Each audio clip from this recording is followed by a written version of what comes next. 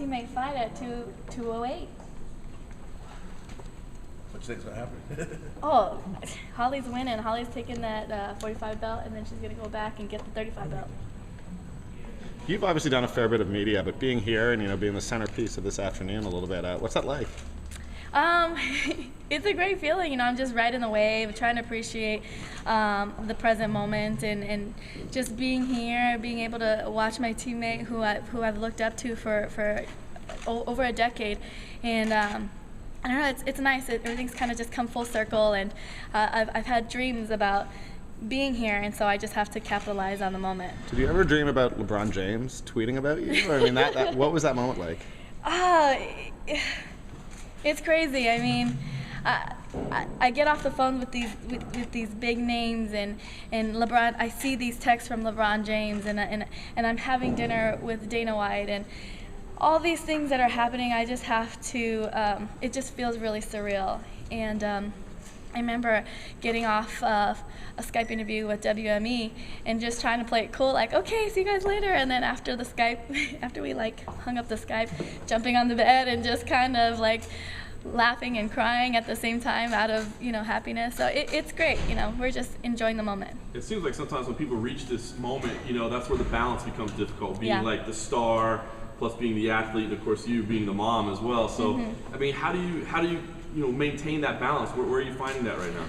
I think I can attribute it to my husband just keeping me in check. Like, hey, no, I'm just joking. I think it's just important to remember how I got here and why I got here, and what I'm doing all of this for is to be a good example for my daughter, and so that's what I'm doing, and I'm just trying to understand that this is that being excited about this moment, but also understanding that I have to stay grounded in order to keep the momentum going. After that last big win, I think there were a lot of people saying that you might deserve the next title shot. Were you buying into that? Did you feel like, you were right there and deserving of it? I have to believe in myself if nobody else believes in me, and if you're not going for the gold, then why are you fighting? I have the record, I have the experience to fight for Joanna, and it's just a matter of time at this point, and I just have to make sure that I stay focused in the gym, and whether it's the next fight or the next two fights, I'm hoping to get that title shot this year. We haven't seen it official, but it sounds like it's Jessica next. Do you think do you think that's the right call? Yeah, the fight between Jessica and Angela Hill was really surprising to me. Angela Hill has really stepped up her level of competition, and I think Invicta did her well. She went back and she went to drawing boards and came back a more aggressive fighter, and really gave Andrade a run for her money. And so in some ways I think she exposed Andrade a little bit for Joanna. I'll be looking forward to watching that fight. I'll be watching it very closely. Michelle, so with the a year away from the sport, do you think that was in a way a good thing? Yes. Looking back on it? I do. At the time, I did not. I was sad. When you can't do what you love to do, it kind of just puts a damper in your day. And for me, in my case, it was a year and a half. So we just stayed the course, and we knew that everything happened for a reason. And I was able to change my style up a lot and add some new weapons to my arsenal. And I think it was beneficial for me, and it put me in a place where I needed to be for this moment right now. If Joanna's not next, what matchups make sense for you? I know Rose Namajunas has been asking for you, a couple other people. If Joanna's not the next person for you, what matchup does make sense for you? I'm thinking either Rose or Carolina, because Carolina just fought, and the fight between her and Rose was a split decision. So both of those ladies, I think, would be a great jumping off point for me. Claudia, Gadelha? Well, Claudia, she's actually been cross-training at our gym, and so to me, she's not competition right now. She's a teammate, and we're using each other to get better.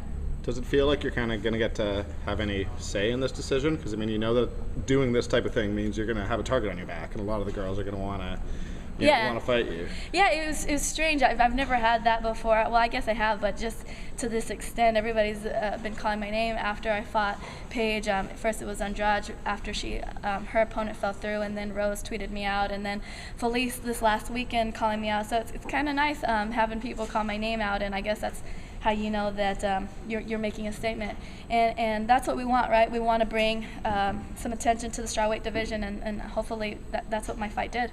If I'm not mistaken, Michelle, you recently signed on with WME as an agent. Mm-hmm. How did that come about, and what kind of opportunities are you working with them on as far as your future goes? Well, that's another reason why we're here in New York. We're going to meet with the WME group that's out here. Yeah, WME. That's out here in New York, and there's lots of opportunities on the horizon. Just trying to take it one step at a time, and whatever opportunities presents itself. But going back to it, I have to understand what got me here, and it's the fighting, and I continue to train every day, even though I don't have a fight coming up. But yeah, WME.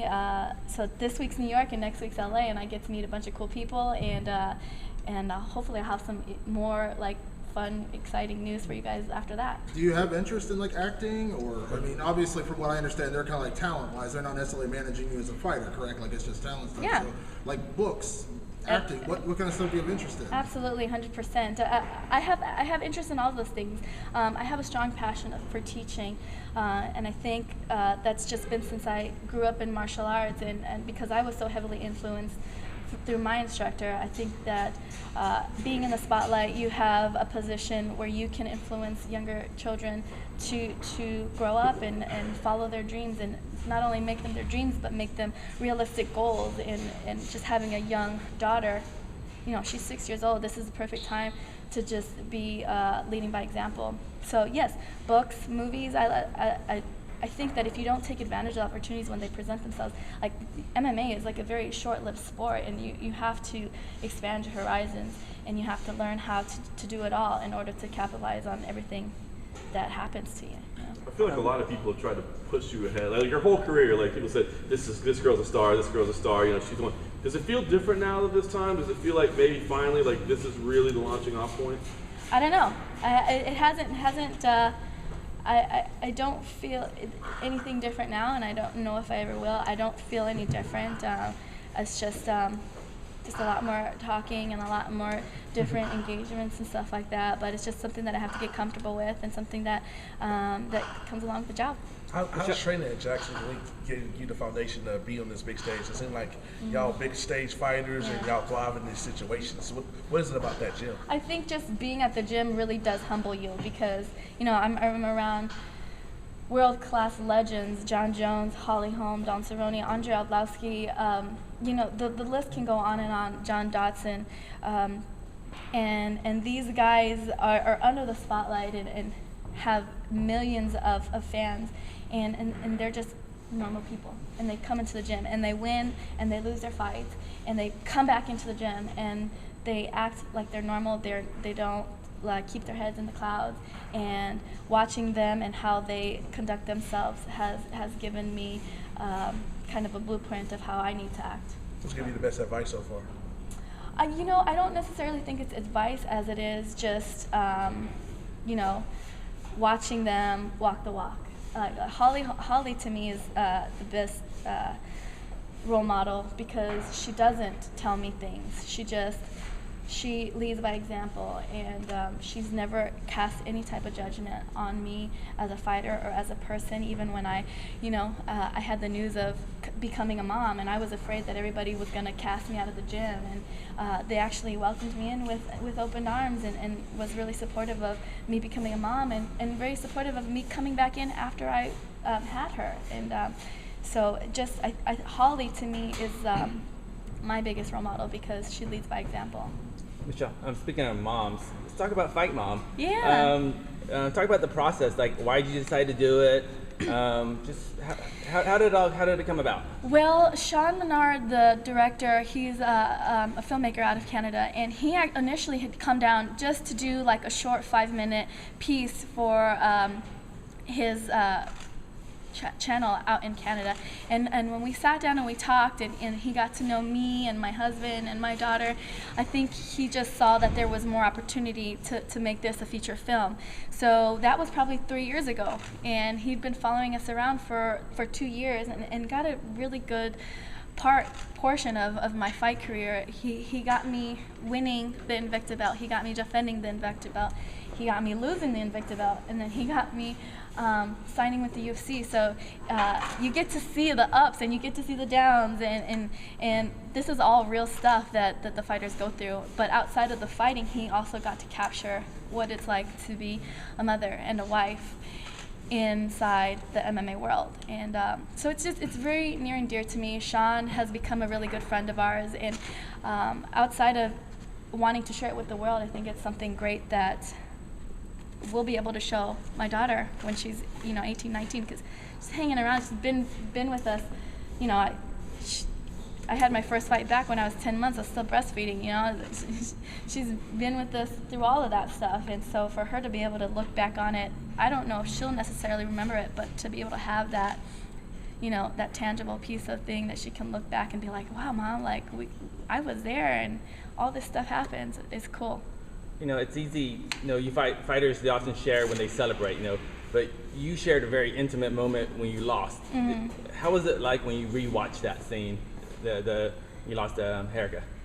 Because that was a very it's a very emotional scene. Yeah, the whole film was pretty emotional for me, and I guess just seeing it from the outside perspective, I didn't realize how much I was trying to hide my feelings, because usually after a loss you're devastated, and because I wanted to be strong for my daughter, I put on my strong face, and I took that as an opportunity to teach her about failure, because it happens, that's life.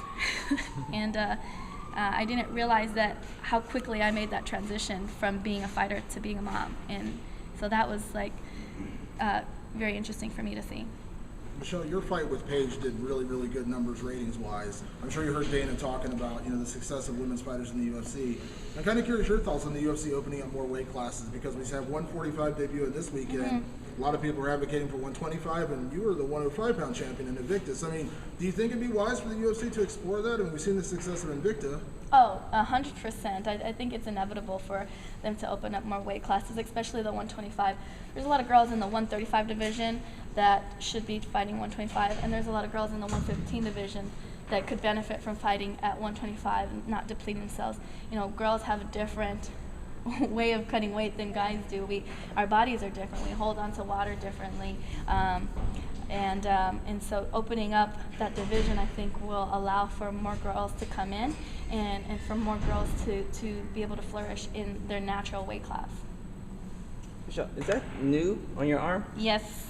Can you talk about that? What is that? Well, it's my husband and I, and it's kind of symbolic of just a moment in time when we first fell in love, and we always talked about getting tattoos, and so we've been together it'll be almost 9 years in July, and we always talked about it. His birthday was coming up, and instead of taking him to the movies, I took him to the tattoo shop, and I made him get it first to see if it looked good. and then I got it, and we've been through a lot, and this is just the beginning. So. Michelle, following the Fight Mom premiere, have other female fighters reached out to you in terms of advice on how to balance pending motherhood with a fight career? What's very heartwarming is not so much female fighters, but more so just families, men, fathers, mothers that have reached out to me and sent me messages and have told me how much the film had touched them, even though they were never interested in MMA, but that they saw me going for this dream that was so high up in the clouds, and how I used my family as a support system, and how motivating that was for them to see that there are still people with families going after their dreams and going after the things that they want in life.